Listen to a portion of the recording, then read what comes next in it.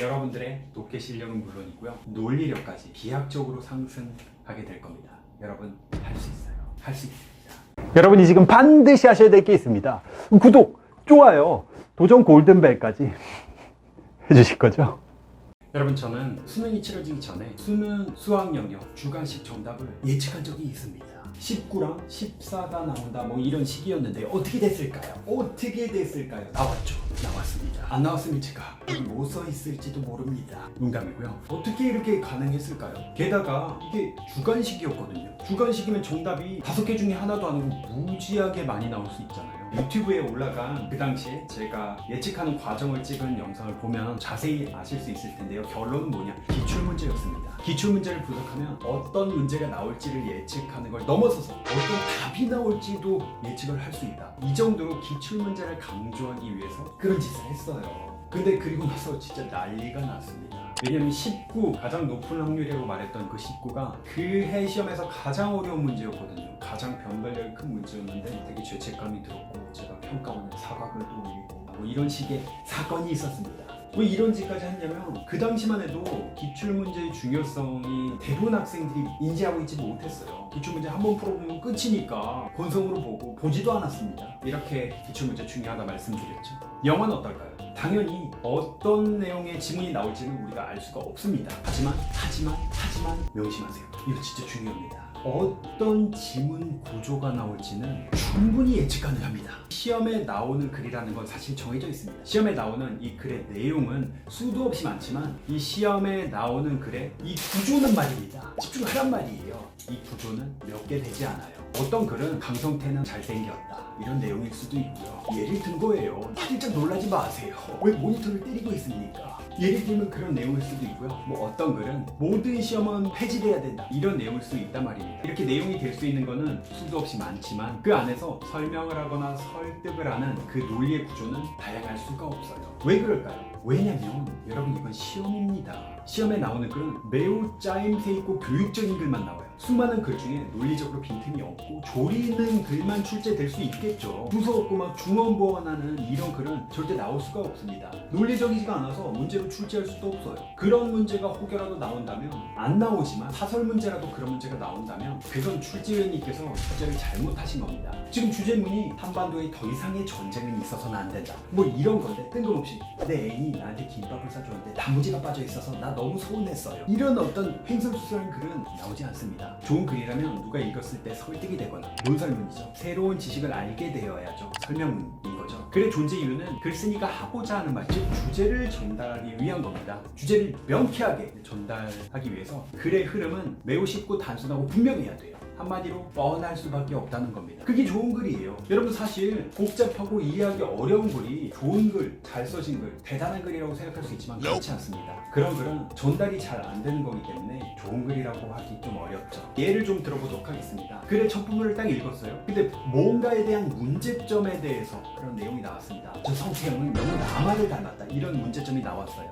혹은 뭐 환경 문제에 대한 예가 나왔습니다. 미세먼지에 대한 예가 나왔어요. 그러면 보통 그 뒤에 뭐를 예상할 수 있습니까? 그 문제점에 대한 해결책이 뒤에 이어져서 나올 수 있다는 걸 예상해 볼 수 있겠죠. 물론 문제 제기만 집중적으로 하다가 지문이 끝날 수도 있긴 해요. 혹은 첫 문장에 어떤 주장이 나왔어요. 그럼 그 뒤에는 근거나 예시가 나올 수 있다는 걸 당연히 예측할 수 있겠죠. 주장만 하고 끝나는 글은 단조롭고 이건 좋은 글도 아니기 때문에 지금까지 나온 적 없어요. 게다가 여러분, 시험에 출제되는 지문은 고작 한 단락입니다. 장문을 빼면요, 한 문단이에요. 보통 문장으로 치면 한 5개 정도예요. 10문장도 안 됩니다. 그 짧은 글 안에서 복잡한 구조가 나올 수가 없어요. 생각을 해보세요. 나올 수 있는 지문 구조에서는 지극히 제한적이에요. 지극히 제한적이에요. 자, 그러면 우리가 미리 나올 만한 이 지문 구조를 훈련을 해두면, 머릿속에 확실히 자리 잡혀 있으면 첫 부분만 읽어도 그 뒤에 어떤 식으로 글의 구조가 전개될지 예측이 가능합니다. 그래서 이 공신들은 첫 부분만 읽어도 글의 가닥을 잡아버린다는 거예요. 다음 이야기가 뭐가 나올지 예측을 할 수 있고 그거에 대해 생각을 하면서 읽습니다. 반면 초보자들은 어떻습니까? 어떻긴 아무 생각이 없어요. 야, 이게 영어인가 보다. 알파벳이네. 이게 뭘까? 그냥 되는 대로 읽습니다. 전반적인 구조나 틀을 위에서 내려다보면서 읽지 못한다고요. 이건 마치 바둑이나 장기를 둘 때 이런 표현 쓰죠. 몇 수 앞을 내다본다고. 공신들은 몇 수 앞을 내다보면서 읽는 거죠. 하지만 초보자분들은 지금 수, 몇 수 앞이 아니라 지금 하고 있는 이 수를 다루는 것도 버거워합니다. 이런 능력은 글을 많이 읽다 보면은 자연스럽게 예측할 수 있게 돼요. 마치 드라마를 많이 보다 보면은 그 다음에 이런 장면이 나오겠거니 예측을 하는 것과 흡사하죠. 하지만 영어 독해 지문은요, 드라마만큼 다양한 전개가 나올 수 없습니다. 게다가 시험이기 때문에 개연성이 없는, 소위 말하는 막장 스토리 이런 거는 나오지 않습니다. 드라마와는 비교할 수 없이 아주 뻔한 전개의 지문만 나온다고요. 이게 어느 정도 있다 보면 예측이 되기 때문에 저는 이런 어떤 속독 능력을 예측 독해라고 표현을 해봤거든요. 이걸 터득하는 게 너무나도 필요하고 너무 좋지만 방법은 사실 하나밖에 없었습니다. 지금까지는 어린 시절부터 많은 독서를 해오면서 자연스럽게 터득하는 그 방법이죠. 심지어 예측 독해가 가능한 공신들한테 물어봐도 뭐라고 대답하는지 아십니까? 그냥 저는 뭐 어린 시절부터 독서를 꾸준히 해서 그런 것 같아요. 아주 그냥 한 대 쥐어받고 싶죠. 얄미워 죽겠습니다. 발가락을 깨물어 버리고 싶어요. 방법 어떻게 설명합니까? 글의 흐름상 이런 내용이 되니까 이렇게 되는 거고 예측이 되는 거예요. 당연한 거라서 뭐 설명을 못 하겠습니다. 이 정도의 답변만을 들을 수밖에 없습니다.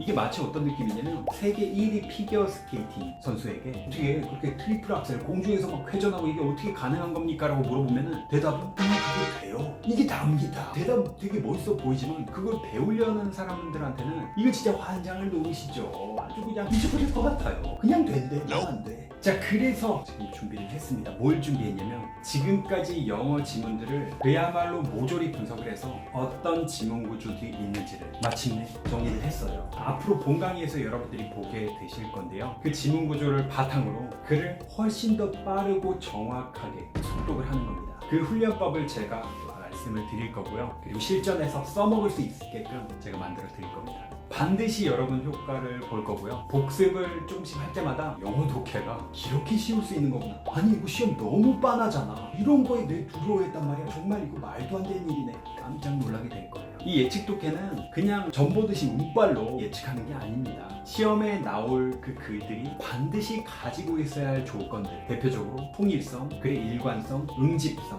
이런 것들을 기반으로 예측을 하는 거예요. 말 그대로 논리를 통해서 예측을 하고 속독을 하는 겁니다.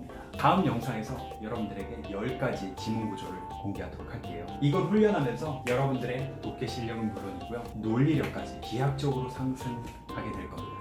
여러분 할 수 있어요. 할 수 있습니다. 할 수 있다고요. 전 항상 여러분들을 믿으니까요.